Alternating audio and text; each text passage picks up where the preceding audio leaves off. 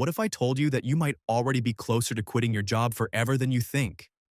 Not in 30 years, not after some miracle investment, possibly within the next 5 to 10 years using dividend income alone. Today, I'm going to show you the exact math most people never sit down to calculate. And once you see it, you'll never look at your financial situation the same way again. My name is Ian, and welcome to Money Made Easy, where we help everyday people build passive income through dividend investing so that one day you never have to work again. If that's the kind of life you're building towards, make sure you subscribe so you never miss a video. Meet Sarah. She's 51 years old and she hasn't worked in 3 years. She didn't inherit money. She didn't win the lottery. She simply calculated a number, the exact amount she needed invested to live without a paycheck. And then she built it. 3 years ago, she left her marketing director position earning $145,000 annually. On paper, this looks insane. She walked away from a six-figure income with no immediate replacement. Her family thought she'd made a mistake. But Sarah had done something most people never do. She'd actually calculated the exact number she needed to live on, and she'd built enough dividend-producing assets to generate that income automatically without ever working again. Sarah now collects around $4,200 every single month in dividend income. That's $50,400 a year. Her expenses run about $48,000. She has a $2,000 monthly cushion, and she never has to ask a boss for anything ever again. No meetings, no permission, no compromise. She just wakes up, checks her dividend deposits, and lives the life she designed. This isn't a fantasy or a case study of someone with inherited wealth. Sarah started with nothing, but she understood something that separates people who quit their jobs from people who work until they physically can't. She understood that dividend income and labor income are fundamentally different. Labor income stops the moment you stop working. Dividend income doesn't. It just keeps coming. Today, I'm going to show you exactly how much capital you actually need to quit your job with dividends. The surprising part isn't how much most people think. The surprising part is how many people could potentially do this right now if they understood the math. Let's start with the actual numbers that determine everything. The first thing you need to understand is dividend yield. Yield is simply the annual payout a stock makes divided by its share price, expressed as a percentage. If a stock costs $100 and pays $3 in annual dividends, that's a 3% yield. Most dividend stocks yield somewhere between 2 and 4%.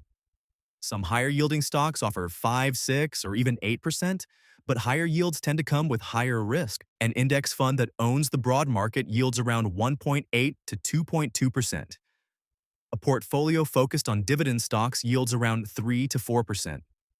A portfolio optimized for yield can approach 5 to 6%, but requires careful selection and carries concentration risk. Here's why yield matters so much. It directly determines how much capital you need. Say you want $50,000 a year in dividend income. At a 3% yield, you'd need roughly $1,670,000 invested. At 4%, you'd need about $1,250,000. At 5%, you'd need $1 million. The difference between a 3 and a 5% yield isn't just a number on a spreadsheet. For most people, it's the difference between something that feels impossible and something that actually feels within reach. A 4% yield is significantly more achievable than a 3% yield.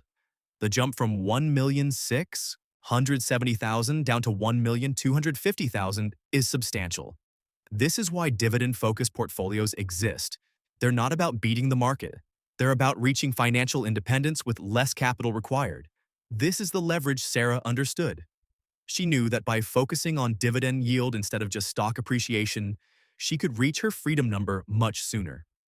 Instead of needing $2.5 million to live on 4% of growth and sell-offs, she needed $1.5 million, generating 3.5% in reliable dividends. The capital requirement dropped by roughly 40%. That difference meant 15 fewer years of work. Let me show you how this works in real terms. The second principle is knowing your actual expense number. Most people wildly overestimate what they need to live on. They think about their current spending, which includes work-related costs. They'll eliminate the moment they quit. They think, about everything they want to do once they're free.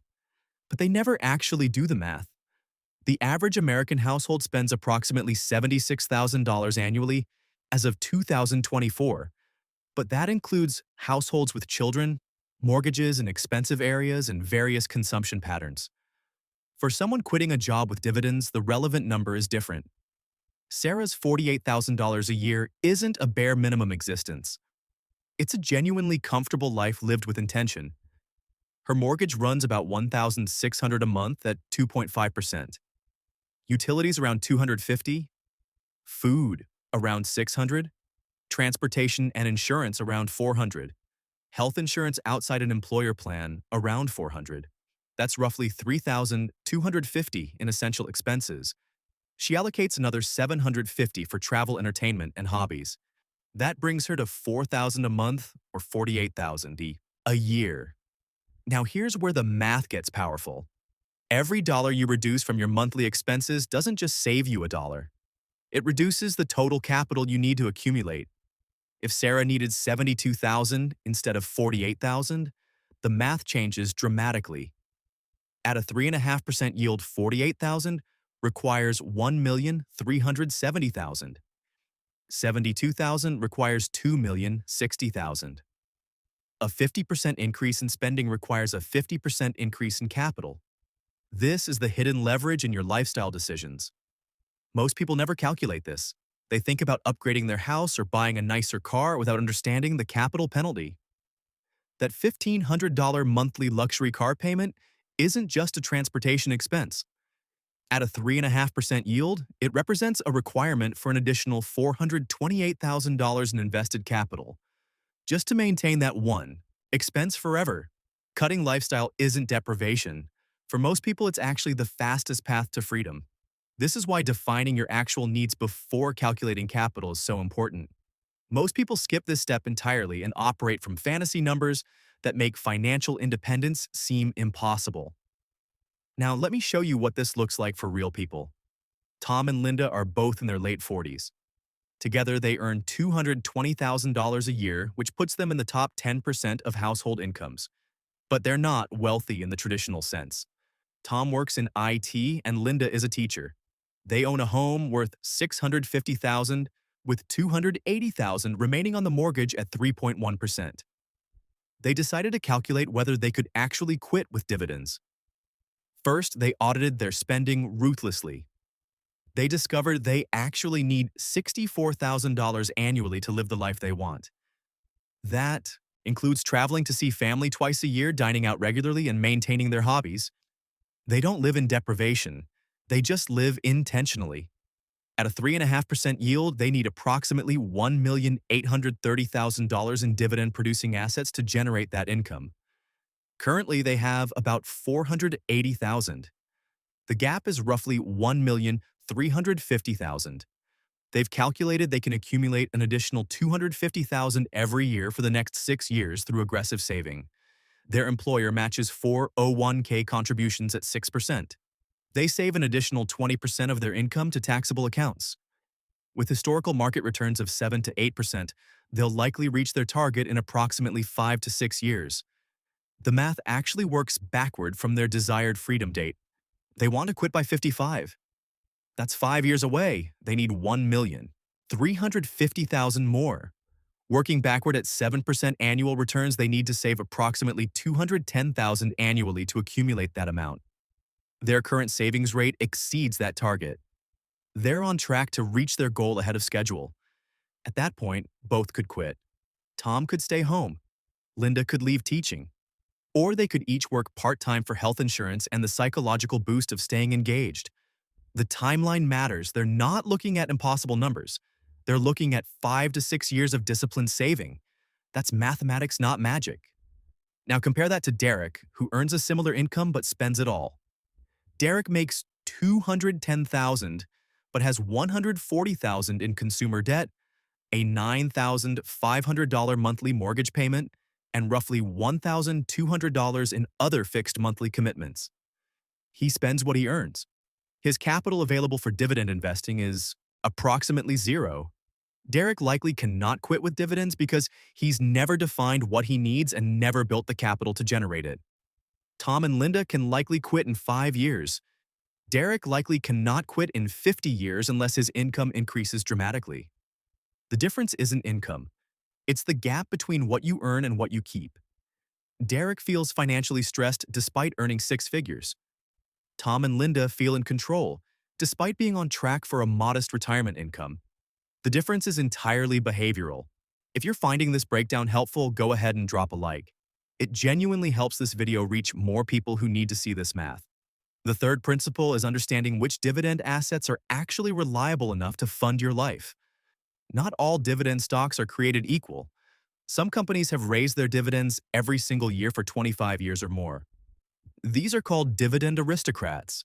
Companies like Johnson Procter and Gamble and Coca-Cola fall into this category. These stocks typically yield 2 to 3.5%, but carry less risk. They're boring, they're stable. And stable is exactly what you want when dividends are replacing your paycheck. These companies have survived recessions, wars, pandemics, and market crashes while continuing to raise dividends through all of it. The data suggests that dividend aristocrats have tended to outperform the broader market over long periods while delivering less volatility. They're the opposite of exciting.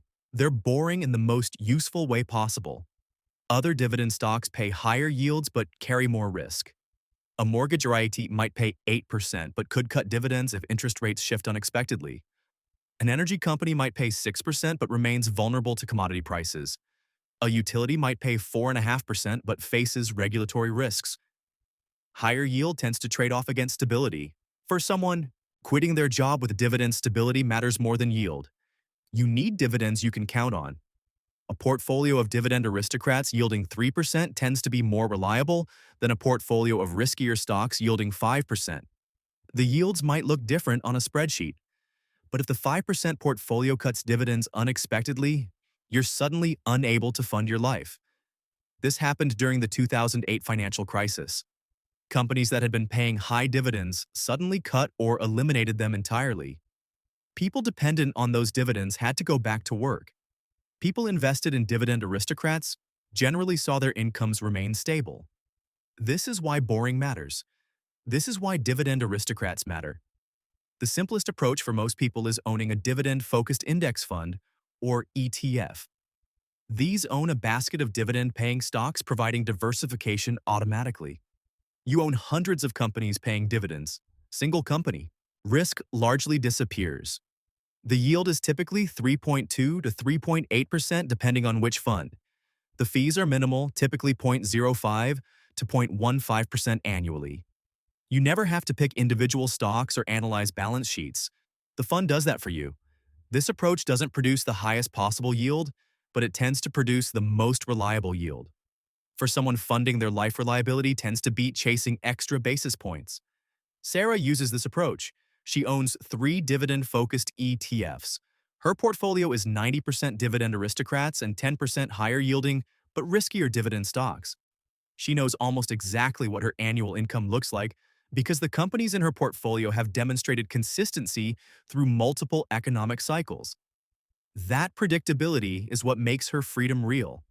The fourth principle is one most people overlook entirely, and it actually makes the numbers more achievable than they appear. Smart dividend investors typically use a 2-part strategy. Part 1 is dividends funding regular expenses. Part 2 is selling a small percentage of principal annually. This sounds counterintuitive until the math becomes clear. A portfolio yielding 3% that also grows at 7% annually is delivering roughly 10% in total return. Take 3% as dividends and sell 1% of principal to cover inflation or any shortfall. You've distributed 4% while the portfolio continues growing at around 6%. The account can actually grow slightly even while you're living off it. This is why understanding total return matters more than just dividend yield alone. A portfolio that generates 3% dividends and 7% appreciation is delivering more usable income than one yielding 5% with 2% appreciation. The 5% portfolio is largely static. The 3% plus 7% portfolio is growing. Over 25 years of retirement, that growth matters enormously. Here's how this plays out in real numbers. An investor with 1.5 million yielding 3% receives 45,000 in dividends. If they also sell 15,000 annually from principal, they have 60,000 in annual income. That portfolio returns around 10% annually on average historically. Subtracting the 4% they withdrew, it still grows at roughly 6%. The 1.5 million becomes 1,545,000 in year one. Growth can actually exceed withdrawals. This can continue for decades as long as returns exceed withdrawals. This is the sustainable withdrawal rate concept. Academic research from Trinity University suggests that a portfolio can potentially sustain around 4% in annual withdrawals across rolling 30-year periods. Though past performance doesn't guarantee future results, if you have 1.5 million and need 60,000, that's exactly 4%. You can take it as dividends, capital gains, or a mix. The income tends to be sustainable. History has generally supported it across multiple economic cycles and market conditions. Sarah applies this principle directly. She takes 35,000 in dividends annually and sells roughly 5,000 in appreciated shares, giving her the 50,000 she needs while maintaining her overall portfolio balance. She stays invested. She stays disciplined. She stays free. The fifth principle is taxes, and most people forget this entirely until it's too late. Dividends received in a taxable brokerage account are taxed when you receive them, which creates a drag that compounds over time. This is why building your dividend portfolio inside tax-advantaged accounts matters as early as possible. A traditional 401k or IRA lets dividends compound without immediate tax friction. A Roth IRA lets them grow and be withdrawn completely tax-free. These accounts let dividends compound without tax drag. The problem is contribution limits. In 2024, the Roth IRA limit is 7,000 annually or 8,000 if you're 50 or older. The 401k limit is 23,500. These are meaningful but finite. To build a $1.5 million portfolio, most people will need both tax-advantaged accounts and taxable accounts. Dividends in taxable accounts generate tax bills, which reduces the actual income received. A $3 dividend in a taxable account might net to $2.40 after taxes, depending on your bracket. This means you may need more capital in taxable accounts to generate the same after-tax income. Someone building a dividend portfolio should maximize tax-advantaged contributions first, then use taxable accounts for additional capital. Strategic account placement, putting dividend stocks in tax-advantaged accounts and growth stocks in taxable accounts, can help minimize the overall tax burden. This matters because it affects the total capital required. A portfolio held entirely in taxable accounts might require 15 to 20% more capital than one optimized for tax efficiency. Here's what tends to surprise most people when they actually run these numbers. The capital required is often lower than they assumed. The timeline to get there is longer than they'd like. But for people willing to stay disciplined, it's genuinely achievable. Someone earning $150,000 who saves $40,000 annually and invests in dividend stocks averaging 3.5% yield with historical growth of around 7% could potentially reach $1.5 million in approximately 17 years. Starting at 40, you could be financially independent by 57. Starting at 30, possibly by 47. These are real timelines for real people who make intentional decisions. They're not guaranteed. But they're not fantasy either. The people who tend to reach financial independence through dividends share one consistent characteristic. They decided what they actually need to live on, and they designed their financial lives around accumulating the capital required to hit that number. Most people never ask the question. They earn, they spend, they wake up at 65 without options. Sarah didn't stumble into $50,400 in annual dividend income. She spent her 30s earning aggressively while resisting lifestyle inflation. She spent her 40s building her portfolio, methodically reinvesting dividends, and continuously increasing her contributions. She gave up the luxury car, the expensive restaurants every night, and the vacation home. She built a life that didn't require constant employment. Tom and Linda are on track to do the same in their 50s. Derek continues working because he never defined what financial independence actually meant to him or what it would cost. The number you need to quit your job with dividends isn't a secret. It's math. 30 to 50,000 in annual spending likely requires roughly 1 to 1,670,000 at a 3 to 5% yield. 60 to 80,000 likely requires 1,500,000 to 2,670,000. The formula is straightforward. Divide your annual need by your desired yield. That's your target. The real question isn't the number. The real question is whether you'll do the work to reach it. The timeline isn't fixed. It depends on how much you earn, how much you save, and how disciplined you stay. But the direction is always toward more options. The peace of not needing a paycheck is real. The freedom to walk away from a situation that's affecting your mental health is real. The ability to say no to opportunities that pay well but compromise your values is real. The ability to spend your time on what actually matters instead of what pays the bills is real. These options are available if you're willing to build the capital required. If this video helped you get closer to that number, consider subscribing. We put out new videos every Tuesday and Friday to help you build the kind of passive income that makes work optional. I'll see you in the next one.